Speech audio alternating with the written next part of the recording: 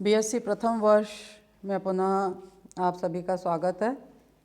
हम कल महादेवी वर्मा के रेखा चित्र भक्तिन पर चर्चा कर रहे थे।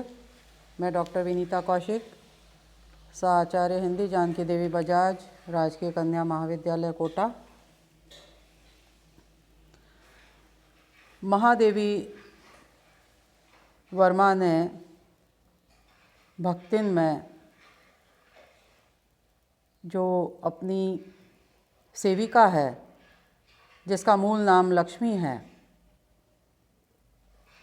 उसकी चर्चा की है। कल हमने जो कुछ पढ़ा उसके बारे में मैं संक्षेप में वर्णन करूंगी और उसके बाद हम आगे का पढ़ेंगे। भक्तिन में कल हमने पढ़ा कि महादेवी वर्मा ने एक स्त्री जिसका मूल नाम लक्ष्मी है, लेकिन वह अपनी पहचान इस नाम से नहीं रखना चाहती। तब महादेवी जी ने उसका नाम भक्तिन रखा, जो उसे बहुत प्रसन्नता दे गया, क्योंकि धार्मिक आस्था, दृढ़ता, परिश्रम, ईमानदारी, कर्मठता जैसे गुणों से संपन्न भक्तिन के समग्र जीवन को लेखिका ने अपनी तूलिका में स्थान दिया है। जैसे जैसे हम पढ़ते हैं, एक चित्र हमारे सम्मुख खिंचता चला जाता है। महादेवी वर्मा लिखती हैं कि बिना उसके स्वभाव को जाने क्या उसे समझ पाना संभव होगा। वह ऐतिहासिक झूंसी गांव की अहीर की बेटी है, जिसकी बचपन से ही माँ के स्थान पर विमाता है। बाल विवाह 5 वर्ष की अवस्था में हो जाता है। गौना 9 वर्ष में। भरे परिवार का ससुराल, जहाँ 2 जिठानियाँ हैं, उनके पुत्र हैं। पुत्र होना बड़ा सौभाग्य बन जाता है। उसके अर्थात भक्तिन के 2 पुत्रियाँ हैं, जो कि रात दिन गृह कार्य में ही अपने आप को समर्पित किए रहती हैं। भक्तिन के पति की चारित्रिक विशेषता यह थी कि वह भी घोर परिश्रमी था और पत्नी पर कभी हाथ नहीं उठाया था, जबकि भक्तिन की जिठानियाँ पीटी जाती थीं। इन समग्र चित्रों को जब हम देखते हैं, तब हमें उस समय की स्त्री की जो दशा है वह जान पड़ती है। बाल विवाह जैसी कुरीति का होना, विधवा विवाह के लिए बड़े प्रश्न चिन्ह खड़े होना, और उसके साथ ही पुत्र होना बड़ा सौभाग्य बताता है, और जिनके पुत्रियां हैं वह बड़ी निरीह अवस्था वाली दिखाई जाती हैं। और साथ ही पुरुष प्रधान समाज में जिठानियां जब पीटी जाती हैं, तब ये भी चित्र सामने आता है कि नारी का स्थान किस प्रकार से परिवार में रहा करता था। प्रथम परिच्छेद में लेखिका ने भक्तिन के बाल्यकाल तथा बाल विवाह, विमाता द्वारा दी गई पीड़ा, जिसके द्वारा भक्तिन के पिता की बीमारी का समाचार न देकर मृत्यु की ही बात सामने आई, और सास तक जो मृत्यु का समाचार पहुंचा तो सास ने भी उसे बिना कुछ बताए मायके भेज दिया, और वहां जाकर जो उसे इसके बारे में पता चला और विमाता ने उसके साथ में जो दुर्व्यवहार किया, भक्तिन वहाँ से तुरंत ही लौट आई। यहाँ तक पहला परिच्छेद था। जीवन का दूसरा परिच्छेद लेखिका कहती हैं कि 2 बेटियों का जन्म, परिश्रम की पराकाष्ठा, पति से प्राप्त प्रेम और प्रगाढ़ था, और कृषि जमीनें उसने कुछ खरीदी और परिश्रम का एक सुखद परिणाम थोड़ा बहुत कुछ दिखाई देने लगा। साथ ही जीवन की दुर्दशा का आरंभ भी दिखाई दिया कि बड़ी लड़की के विवाह के पश्चात भक्तिन के पति की 29 वर्ष की अल्पायु में ही मृत्यु हो गई, और भक्तिन के दूसरे विवाह व पुनः गुलाम की तरह रहने की स्थिति का ससुराल की ओर से फिर प्रयास किया गया। लेकिन भक्ति ने कंठी माला पहन ली और वह विवाह नहीं करना चाहती है।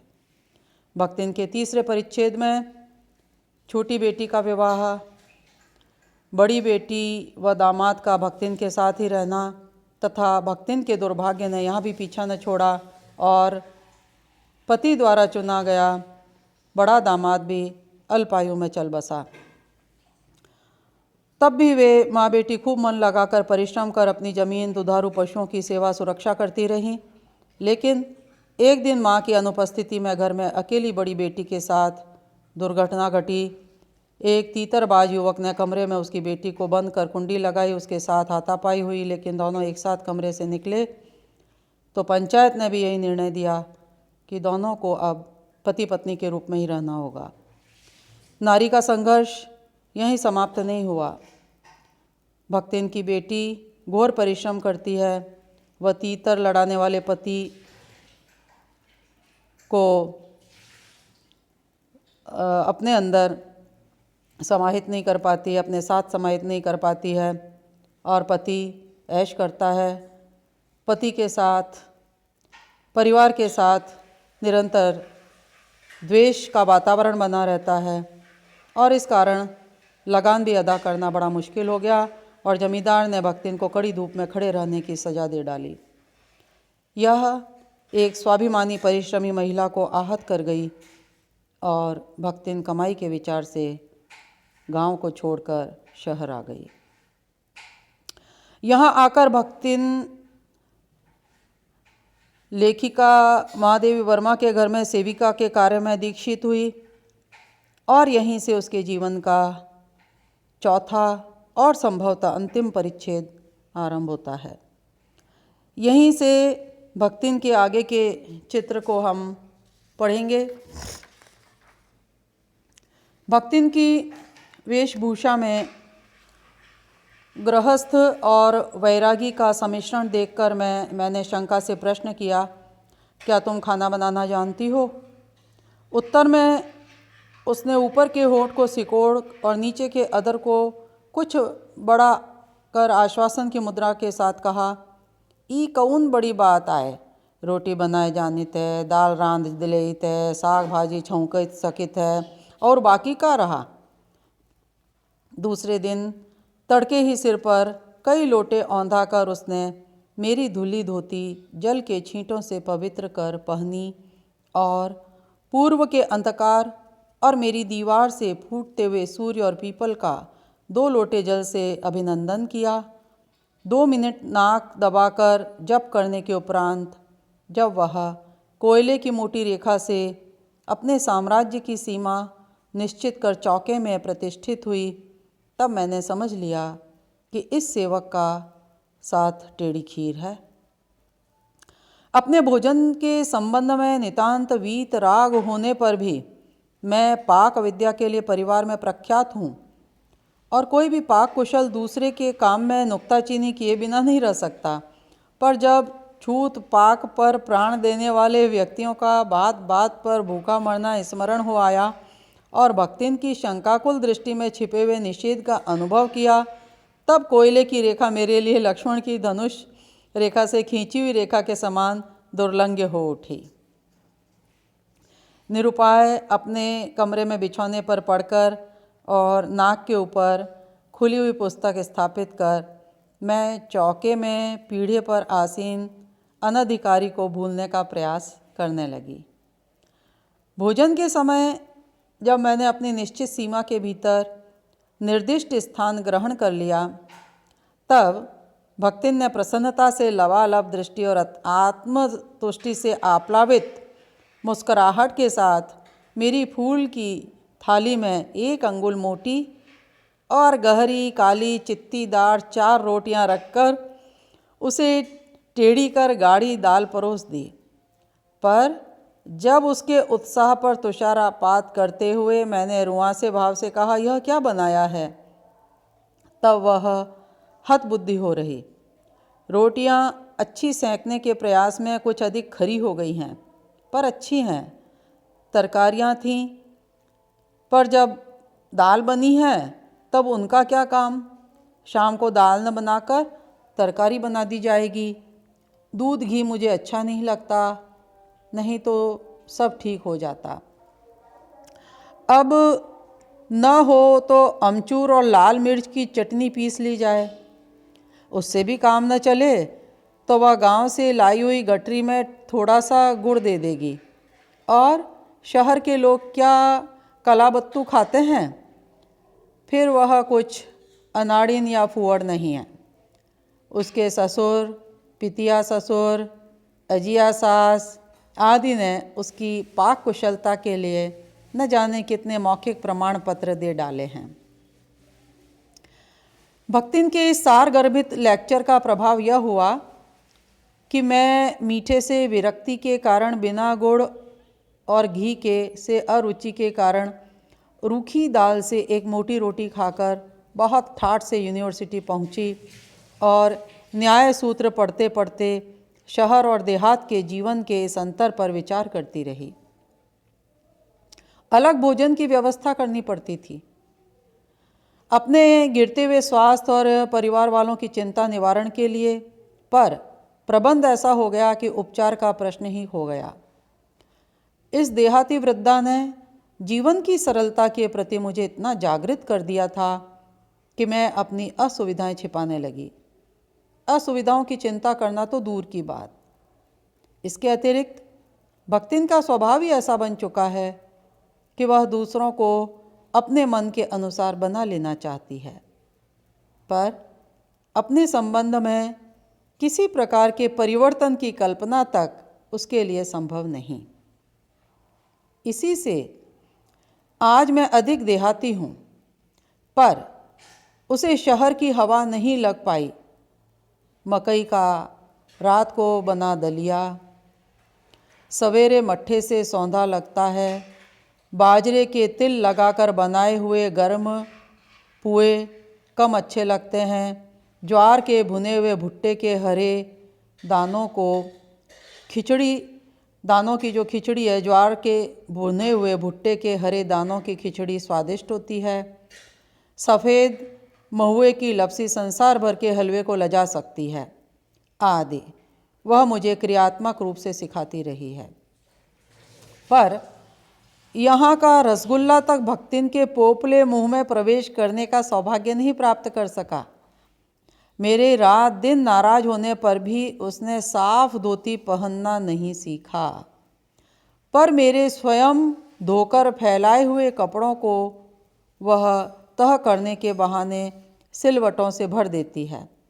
मुझे उसने अपनी भाषा की अनेक दंत कथाएँ कंठस्थ करा दी हैं, पर पुकारने पर वह ओय के स्थान में जी कहने का शिष्टाचार भी नहीं सीख सकती। भक्तिन अच्छी है, यह कहना कठिन होगा, क्योंकि उसमें दुर्गुणों का अभाव नहीं। वह सत्यवादी हरिश्चंद्र नहीं बन सकती, पर नरो व कुंजरो व कहने में भी विश्वास नहीं करती। मेरे इधर उधर पड़े पैसे, रुपए, भंडार घर की किसी मटकी में कैसे अंतर्हित हो जाते हैं, यह रहस्य भी भक्तिन जानती है। पर उस संबंध में किसी के संकेत करते ही वह उसे शास्त्रार्थ के लिए चुनौती दे डालती है, जिसको स्वीकार कर लेना किसी तर्क शिरोमणि के लिए भी संभव नहीं। यह उसका अपना घर ठहरा। पैसा रुपया जो इधर उधर पड़ा देखा, संभाल कर रख लिया। यह क्या चोरी है? उसके जीवन का परम कर्तव्य मुझे प्रसन्न रखना है। जिस बात से मुझे क्रोध आ सकता है, उसे बदल कर इधर उधर करके बताना क्या झूठ है? इतनी चोरी और इतना झूठ तो धर्मराज महाराज में भी होगा, नहीं तो भगवान जी को कैसे प्रसन्न रख सकते और संसार को कैसे चला सकते? शास्त्र का प्रश्न भी भक्तिन अपनी सुविधा के अनुसार सुलझा लेती है। मुझे स्त्रियों का सिर घुटाना अच्छा नहीं लगता, अतः मैंने भक्तिन को रोका। उसने अकुंठित भाव से उत्तर दिया कि शास्त्र में लिखा है। कुतूहलवश मैं पूछ ही बैठी, क्या लिखा है? तुरंत उत्तर मिला, तीर्थ गए मुंडाए सिद्ध। कौन से शास्त्र का यह रहस्यमय सूत्र है, यह जान लेना मेरे लिए संभव ही नहीं था।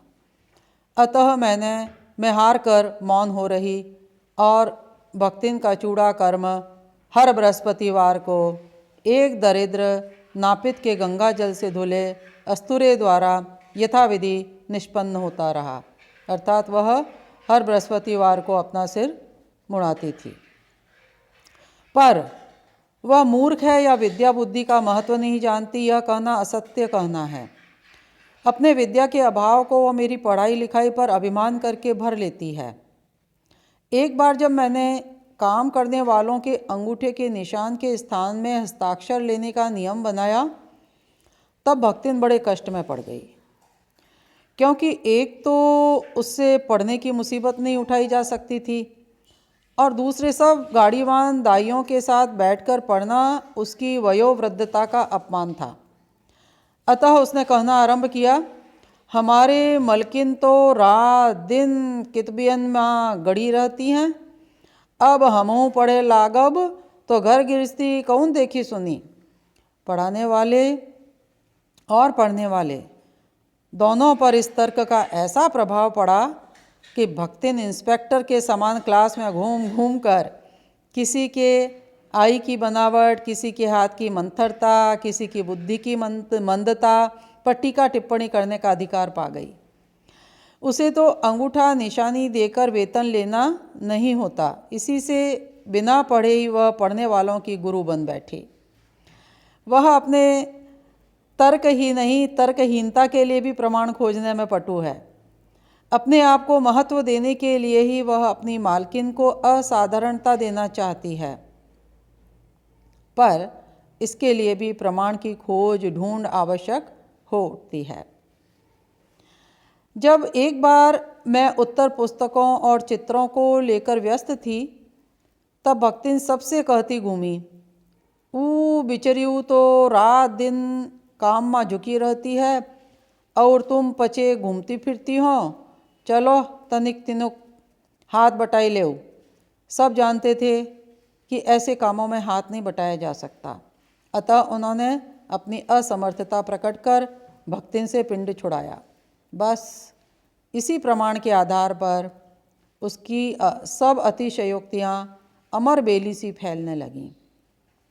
उसकी मालिकन जैसा काम कोई जानता ही नहीं, इसी से तो बुलाने पर भी कोई हाथ बटाने की हिम्मत नहीं करता। पर वह स्वयं कोई सहायता नहीं दे सकती, इसे मानना अपनी हीनता स्वीकार करना है। इसी से वह द्वार पर बैठकर बार बार कुछ काम बताने का आग्रह करती है। कभी उत्तर पुस्तिकों को बांधकर, कभी अधूरे चित्र को कोने में रखकर, कभी रंग की प्याली धोकर और कभी चटाई को आंचल से झाड़कर वह जैसी सहायता पहुंचाती है, उससे भक्तिन का अन्य व्यक्तियों से अधिक बुद्धिमान होना प्रमाणित हो जाता है। वह जानती है कि जब दूसरे मेरा हाथ बटाने की कल्पना तक नहीं कर सकते, तब वह सहायता की इच्छा को क्रियात्मक रूप देती है। इसी से मेरी किसी पुस्तक के प्रकाशित होने पर उसके मुख पर प्रसन्नता की आभा वैसी ही उद्भासित हो उठती है जैसे स्विच दबाने से बल्ब में छिपा आलोक। वह सूने में उसे बार बार छूकर, आँखों के निकट ले जाकर और सब ओर घुमा फिरा कर मानो अपनी सहायता का अंश खोजती है, और उसकी दृष्टि में व्यक्त आत्मतोष कहता है कि उसे निराश नहीं होना पड़ता। यह स्वाभाविक भी है। किसी चित्र को पूरा करने में व्यस्त मैं जब बार बार कहने पर भी भोजन के लिए नहीं उठती, तब वह कभी दही का शरबत, कभी तुलसी की चाय वहीं देकर भूख का कष्ट नहीं सहने देती। दिन भर के कार्यभार से छुट्टी पाकर जब मैं कोई लेख समाप्त करने या भाव को छंदबद्ध करने बैठती हूँ, तब छात्रावास की रोशनी बुझ चुकती है। मेरी हिरनी सोना तख्त के पैताने फर्श पर आकर पागुर करना बंद कर देती है। कुत्ता वसंत छोटी मचिया पर पंजों में मुख रखकर आंखें मूंद लेता है, और बिल्ली गोधूली मेरे तकिए पर सिकुड़ कर सो रहती है। पर मुझे रात की निस्तब्धता में अकेली न छोड़ने के विचार से कोने में दरी के आसन पर बैठकर बिजली की चकाचौंध से आंखें मिचमिचाती हुई भक्तिन प्रशांत भाव से जागरण करती है। वह ऊँघती भी नहीं, क्योंकि मेरे सिर उठाते ही उसकी धुंधली दृष्टि मेरी आँखों का अनुसरण करने लगती है। यदि मैं सिरहाने रखे रैक की ओर देखती हूँ तो वह उठकर आवश्यक पुस्तक का रंग पूछती है। यदि मैं कलम रख देती हूँ तो वह स्याही उठा लाती है, और यदि मैं कागज़ एक और सरका देती हूँ तो वह दूसरी फाइल टटोलती है। बहुत रात गए सोने पर भी मैं जल्द ही उठती हूँ, और भक्तिन को तो मुझसे भी पहले जागना पड़ता है।